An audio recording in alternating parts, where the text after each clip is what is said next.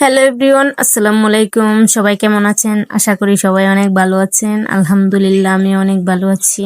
আবারও 2 দিন যাবত মন চাচ্ছে না কোনো ভিডিও আপলোড করার জন্য, তাই কোনো ভিডিও 2 দিন ধরে দিচ্ছি না। তাই আজকে আবারও ভিডিও নিয়ে একটা চলে আসলাম আপনাদের মাঝে। সবাই কেমন আছেন কমেন্টে অবশ্যই জানিয়ে যাবেন।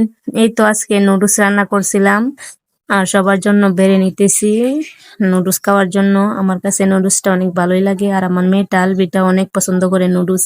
ওর নুডলস হইলে আর কিচ্ছু লাগে না। ও সব সময় বলবে যে আম্মু নুডলস আর বিরিয়ানি। ওর কাছে নুডলস আর বিরিয়ানি অনেক পছন্দের খাবার একটা।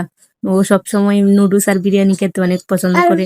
আর এই যে এদিকটাই আমি খাবো, আমার 2টা বোনের ছেলে আছে, 2টা আজান উজান, ওরা জমজ।